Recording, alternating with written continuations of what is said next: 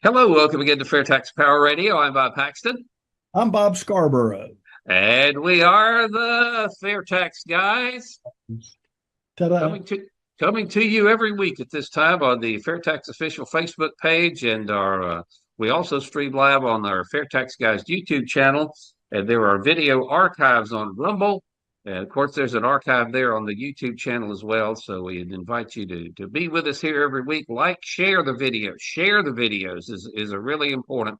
We need to get as many eyeballs as possible on the program so we can get as many voters as possible demanding the fair tax of their Congress critters who are really messing with the tax code in ways that you wouldn't believe. I think one of the big things that I'm finding out through social media is there's traction going in some discussion groups that are out there, and I'll speak specifically about Facebook. But folks are on there, and it appears to me that there's greater interest. People are actually digging into the details of the fair tax and asking some really great questions from those discussion groups, which is exciting. So I'd urge everybody to go and be a part of that if you have an idea that you'd like to discuss, and especially something for us, for the FairtaX Guys. You can get in touch with us in the comments section of our YouTube channel, and even on Facebook when the program airs live. It premieres at 8 p.m. Eastern time every Tuesday. Yep, and we will be going through some questions that Boortz and Linder fielded in chapter 15 of the FairtaX book. And this is going to be our last FairtaX Power Radio for the past couple of months and then some. We have been here going through Boortz and Linder's original white FairtaX book. And we're going to wrap up our series. I think this is part number 11. Going through there, we'll be looking at some of the objections and questions that Boortz and Linder handled in chapter 15 of the FairtaX book. But as we usually do, starting things off here, let's shine the light of truth, as we say, on what the Congress critters are trying to do to the tax code. Again, we go to congress.gov, put the words Internal Revenue Code in quotes at the top of the page, and hit the go button. Make sure that you're only looking at legislation in the current Congress. As of the time of recording this, 1,847 hits on that search, including, again, most of these are from the Senate side. I don't think the House is in session at the moment. We will start off today with S 4911, a bill to amend the Internal Revenue Code to allow employers to contribute to ABLE, ABLE, ABLE accounts instead of retirement plan contributions. And you looked up what an ABLE account is a while back, and I bet neither of us really remember what that stands for at the moment. Statewide, it goes by the states. Like, for instance, and I'll talk North Carolina, you basically save money to pay for qualified disability expenses without being taxed on earnings. Oh, okay. Good enough. Let's move on. S 4897 this time, a bill to amend the Internal Revenue Code to expand the exclusion for certain conservation subsidies to include subsidies for water conservation or efficiency measures, stormwater management measures, and wastewater management measures. That is Senator Butler from California. Mm-hmm. So whatever that is. That's S 4897 on our look through congress.gov to see what the Congress critters are up to. Here's one that you. The Senate's, I mean, you don't see a whole lot from the Senate. And when you do, they seem to be pretty much confusing, just like the ones from the House of Representatives as you go through them. Oh yeah, the tax code. I think you aptly described it as a bowl of spaghetti. Of course, I've made my living programming computers for quite a while. We also had spaghetti code, was a kind of a derogatory term for people who would write code that was very difficult to follow. Most of you want to be able to look at the code of a computer program and figure out exactly what's going on here. spaghetti code is stuff that's just impossible to follow and figure out what that's doing.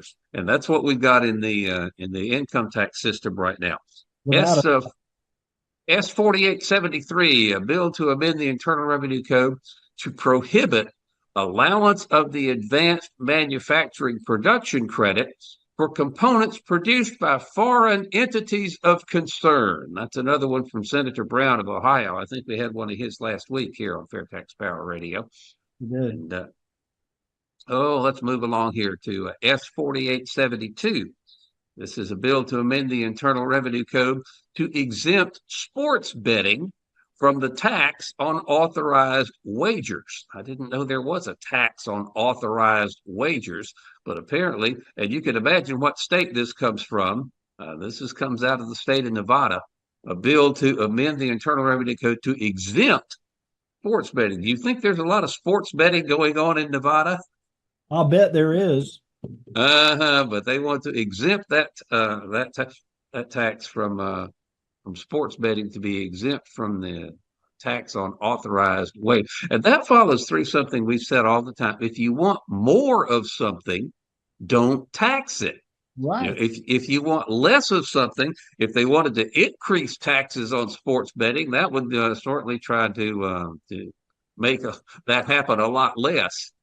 But so if you want to get more of something, you don't tax it. So if you want more savings, you want more investment, you want more of the good things that drive the economy, quit taxing that stuff with the income tax. Get rid of that, replace it with a fair tax, and look what happens when things that are beneficial to the economy are no longer taxed. We get a lot more of it. We're going to get economic growth under the fair tax that is really unimaginable.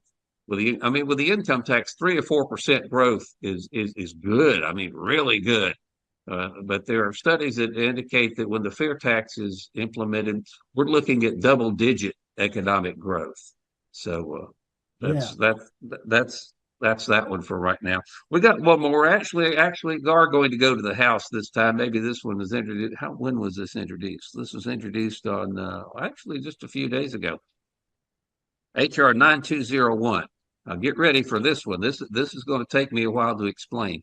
HR 9201 to amend the Internal Revenue Code to make the re-equipping, expansion, or establishment of certain facilities relating to the production or reprocessing of critical minerals, including uranium and spent nuclear fuel, to include uranium as an applicable critical mineral for purposes of the advanced manufacturing production credit and for other purposes. Thank you, Representative Byron Donalds from right here in Florida, for that little gem.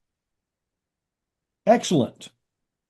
I mean, they have nothing to do than. Did you understand that? No, and that's the whole point. Is why we're not here to do anything other than present the complexity of some of the introductions into the tax code for the purposes of creating legislation. It just is insane. And we always spend, 8 minutes or 9 minutes or so on it. And think about what we could do with our time if we didn't have to parse through what they're doing. But we have to it's our duty here at FAIRtax Power Radio to let people know what those Congress critters are doing. That's why they get away with so much, because nobody's watching them except us, and they get away with these outrages. And again, at the end of the calendar year, we are saving the best of the best or the worst of the worst, whichever way you want to call it, for entry into the 2024 Tax Proposal Hall of Shame. And we will be going through said Hall of Shame at the end of the year. And I'll tell you, we've got some goodies in there already. And we're a little over halfway through the year. I imagine we get 5 or 6 more of them before the end is done. Let's get into our last episode here, dealing with the content of the FAIRtax book by Boortz and Linder. Chapter 15. There are actually 16 chapters in the book, but 16 is just a little wrap up. So we're going to go through chapter 15 here. Questions and concerns about the fair tax. And one question, the first question that Boortz and Linder handle is one I will toss out to you. How was the 23% fair tax rate decided on? Why not 27? Why not 18? Why did it land at 23%? This from the FAIRtax book. For this, we go back to that group of Houston businessmen who first sat down to try to find a fair, reasonable, and efficient way to overhaul our tax system. After they settled on the idea of a national consumption tax, they sought expert opinions on how much that tax must be in order to duplicate the revenue the federal government would have received from the various taxes that would have been eliminated or will be eliminated by the fair tax. The researchers and analysts concluded that we need an inclusive sales tax 3%. A number of, because you have to balance it out. You can't, there's a requirement that whatever you replace the income tax with, whatever it is, has to equal the revenue. It's got to be revenue neutral. A number of studies designed to verify and refine that figure are currently underway. Some recent results suggest that with our growing economy and with new estimates of additional economic growth under the Fair Tax Plan, the final inclusive tax rate could be a percentage point or two less. The end rate will be determined by Congress when the fair tax is implemented. So that's what 23% is not something that was just grabbed out of the air. It was studied by the economists who were tasked with the job of making this thing revenue neutral. And that's just what they said it would have to be. Again, 23% inclusive, meaning 23 cents of every dollar you spend would be fair tax. And again, the fair tax would be an inclusive tax as far as the consumer is concerned. You see an item on the shelf that has a price tag of $100 on it. You do not take that to the cash register and the cashier adds 23%. The 23% fair tax is already included in that $100 price tag. So you'd be paying $100. 23 cents would go to Uncle Sam. 70 cents would keep by the store. Of course, people flip that around and say, you're charging 23 cents on a 77-cent item. You know, that's 30%. But whether it's 30% or 23%, it's the same amount of money, whether you calculate it inclusively or exclusively. But then again, you'll hear these critics say, wait a minute, that 23% is not, reasonable. It's going to have to be a lot higher. What do you say to that? Well, those critics are responding to their own distorted version of the fair tax plan. This from the FAIRtax book with Neil Boortz and John Linder, a version that's calculated to alarm listeners about the implications of the plan. It's just, it's like setting something on fire just to create a distraction.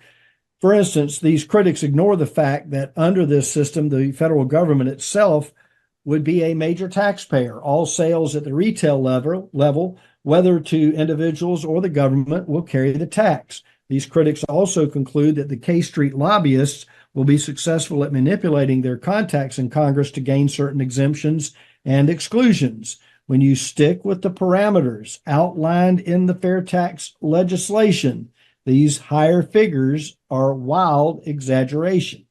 Yeah, that's it. You get people that say, well, listen, and we're going to have exemptions. You can't tax everything. You can't tax groceries. You can't tax medicine. You can't tax basic necessities. Why can you do that? Once you start making exceptions and not taxing certain things, then, yeah, the rate would have to go up.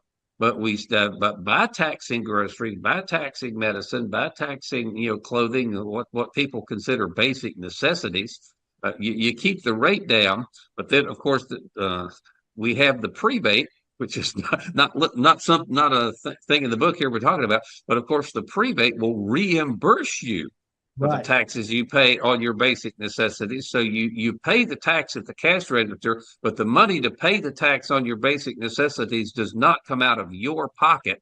It comes out of the prebate that will be given to you every month. So you really don't take any money out of your own pocket to pay the fair tax until after you have bought your basic necessities, feed your family before you feed the government.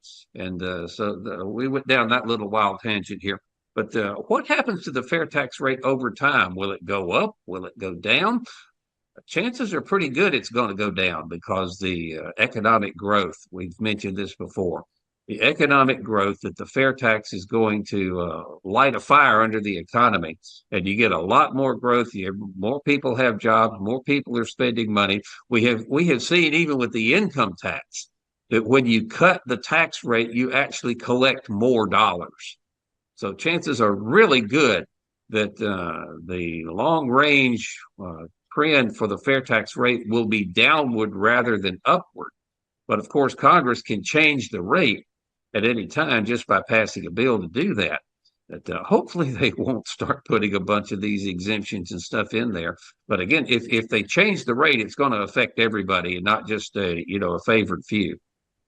Yeah, and in its purest form, HR 25, if passed as written, would be the ultimate. But we do know that there's going to be all kinds of debate, and this needs to be added and that. And I would say somebody's going to have to stand fast when the discussion gets to that level.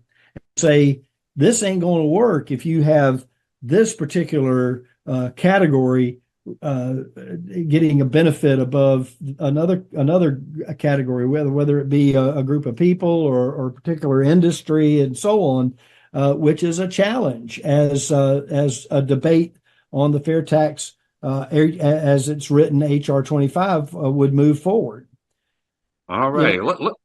We touched on this just a second ago. This was in the book. If you move up a couple of pages from where we were at the time, I've read some critical articles claiming the sales tax rate will really be 30%, not 23%. Who's telling the truth? Yeah, well, for example, when you go to buy a coat, it's $100. Now you got to pay $123. Nope. The short answer is no. The long answer is also no, but it depends on what exactly you mean by the question. I hope I'm far enough ahead. The book. If you're asking whether a $100 coat you see for sale before passage of the fair tax plan will cost $123 under the plan, the answer is no, because as you'll remember from previous chapters, that the $100 price is already inflated by 22%. Because of the embedded tax and the materials and the cost of bringing that item to the market. Once those embedded taxes fall away, the 23% fair tax will bring the price right back to the $100 level. Now, if you're asking whether a $100 coat you see for sale after passage of the fair tax will actually set you back $123, the answer is no, because the fair tax was designed as what's called an inclusive tax. That is, the tax is included in the price of the product. You go to the store, purchase the item for $100. The retailer will get $77. The remaining $23 is paid to the federal government. It's the biggest difference between the fair tax and most current state sales taxes, which are exclusive. That is, added to the price of the merchandise at the time of sale, since our current income taxes are figured on an inclusive basis. That is, they are taken out of our paychecks, not added to them. It was decided to handle the sales tax under the fair tax in exactly the same manner. Yep. And again, so whether it's 30% or 23% is depending on whether you calculate the fair tax as a percentage of the total price or a percentage of the portion of it that the store gets to keep. It's the same amount either way, so we're just going to skip that. Let's skip ahead here. Isn't the fair tax really just like a VAT, the value added tax like they have in Europe? Well, all right. We've been over this already, but it's a sore point, so we'll answer again. This from the Fair Tax book by Boortz and Linder. No, absolutely not. Bite your tongue. VAT value from the book. Yes. VAT stands for value added tax. The VAT is essentially a sales tax that is added at every step of the production of retail goods. The VAT is popular with politicians for the very reason that the people should shun it. It's capable of producing huge amounts of revenue while remaining virtually hidden from consumers. When a consumer pays for a product in the country that has instituted a VAT system, he has no real idea how much tax he is paying to the federal government. That, of course, is an ideal situation for politicians, since it's hard to resent a tax that remains invisible to the naked eye, but of course is a terrible situation for consumers because they have to pay it. Since the tax is well hidden in the long line of companies involved in the manufacturing and merchandising process, it can easily be increased without undue public scrutiny. Uh, that's crazy. No, it is not a VAT. We've talked with Steve Hayes about this, a VAT, the value added tax. And he says there's an entire industry over there in Europe that's dedicated to evading VAT. And I'm not going to get into that again. But the value added tax, which is added at every step of production along the production chain from the seeds that get planted in the ground to you get to the loaf of bread you buy on your grocery shelf store. It's added all the way. That is incredibly complex, and you just don't do that with a fair tax. The fair tax is simply, of course, even the VAT, it all rolls down to the final consumer anyway. So why go through all that rigmarole? You do the fair tax is a retail consumption tax. There is no tax added along the production chain anywhere in the house. Wholesale prices under the fair tax go way down because the cost of doing business goes way down, because then there's no embedded tax cost in the price of the raw materials you buy. There's no embedded tax cost when you sell something to a wholesaler. There's no embedded tax cost when the wholesaler sells it to a retailer. And that means there's no embedded tax cost in the price of a product that is on the shelf for a consumer to buy. But when you add back the fair tax at the consumer level, and that's the only place it is, then the retail prices are going to be about the same as they are now, when all of those embedded tax costs drop out of the current prices. So even though this isn't one in the book real quick, you get the thing that says the fair tax is going to add 23% to the cost of everything you buy. You hear people say that, especially dishonest politicians that are running against fair tax supporters will try to do that. But no, the fair tax will not increase prices by 23% like a 23% increase in a state sales tax would. Right. And I had a conversation with someone the other day, and they said, well, what if somebody that's manufacturing a pair of shoes decides he's going to keep the wholesale price at the level it is now after fair tax is implemented? And I said, well, competition is going to drive the price down across the board, because as it costs you less to supply the product that you're bringing to the market, you're going to pass that on to the consumer, because everybody else is going to end up doing it. The first person that drops it to take all the taxes cost out of the item is going to be the first one, and then everybody else will follow. All right, let me get ahead. This is what I want to get into, because this is just kind of funny.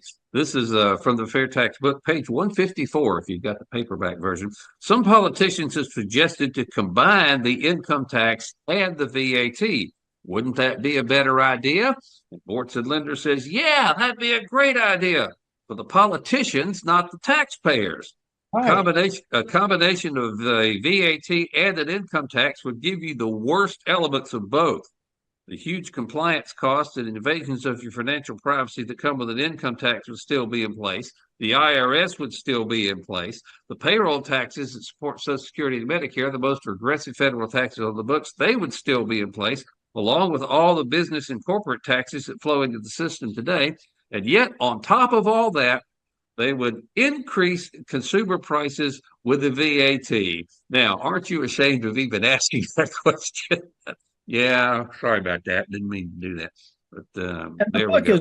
The Fair Tax book is a great read, because they got the comedy elements thrown in there. It's almost like you're reading a transcript of the Neil Boortz radio program with John Linder as a guest.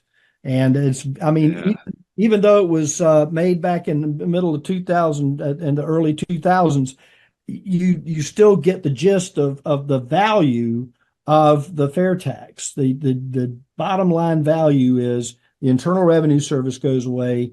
You're going to spend, your taxes are going to be spent at the cash register. You get to decide when you're going to pay that tax.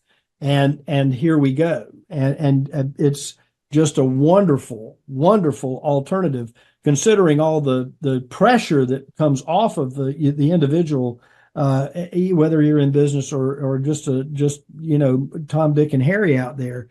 You're going to love life in this new environment. It's just All right. it will be a big difference and a positive one for sure. Okay, we've only got a couple minutes left of the program here, so there are a lot more questions in chapter 15 than we're going to be able to cover here on the program. So if you do not have your own version, your own copy of the FAIRtax book, whether you get a on hard copy or on a Kindle or something like that. One more I want to get into. If it's such a great idea, how come it hasn't been tried anywhere else? And Boortz and Linder will say, well, here's something else that no other foreign government has ever tried. Relying exclusively on an income and payroll tax for funding essential government operations. They all have that VAT we've been talking about. We're not a country that waits for others to try and perfect something before we give it a try. In fact, this is the cool part. The world's 10th and 15th largest economies, the world's 10th and 15th largest economies do pretty well with an idea that's kind of like what we're proposing.